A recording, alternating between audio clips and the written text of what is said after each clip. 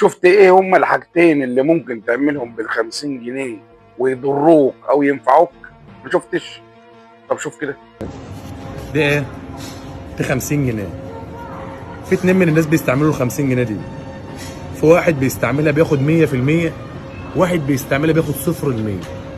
في واحد بياخد ال50 جنيه ده وبيروح يجيب علبة سجاير، وبيجيب كمان أرضى أنواع السجاير، لأن مفيش علبة سجاير نضيفة ب100 جنيه، وبيخلي ريحة بقه زي الزفت، وبيخلي لو دخلت وراه الحمام كأنك داخل وراه بتاع محطة صرف صحي، وهيجيله سرطان في الرئة، وهيجيله كسور في عضلات القلب، وهيركب دعامات في القلب، وهيعمل قلب مفتوح، وهيخلي ابنه يقلده يشرب سجاير زيه، وكمان هيخلي ناس كتيرة تتعلم منه وتشرب سجاير زيه. كل سجارة بيشربها في ميزان سيئاته، مش كل سجارة كمان، ده كل تبغاه في السيجارة في ميزان سيئاته، وهيتحاسب على 50 جنيه دي يوم القيامة قدام ربنا جنيه جنيه جنيه جنيه.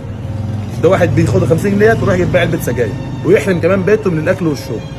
وفي واحد تاني بياخد ال 50 جنيه ديت وبيروح يجيب ب 10 جنيه فول، وب 10 جنيه طعميه، وبالطين ب 10 جنيه كمان، وبيجيب النهارده كمان ممكن كمان يجيب ال 20 جنيه الباقي من ال 50 جنيه النهارده رطل لبن بقري محترم، ويروح بيته في وسط عياله يتعشى، وكمان يصحى يفطر من الاكل اللي جابه بال 50 جنيه ده، وياخد عياله في حضنه كده ويشربهم لبن ويعشيهم ويخلي مزاجهم يدخل له 10، وياخد ثواب عظيم عند ربنا ب 50 جنيه.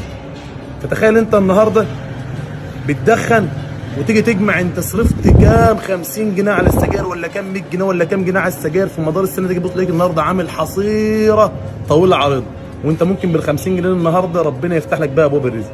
فيا جدعان كل جنيه احنا نسال عنه من اين اكتسبه وفيما انفقه. فنصيحه لاي مدخن، ما تدمرش نفسك بحته سيجاره ملهاش ريحه اللازمه. كلام محترم وهادف بعيد عن الهلس اللي احنا عايشين فيه. ربنا يتوب على كل مدخن ويهدينا ويهديهم اجمعين. وخلص الكلام.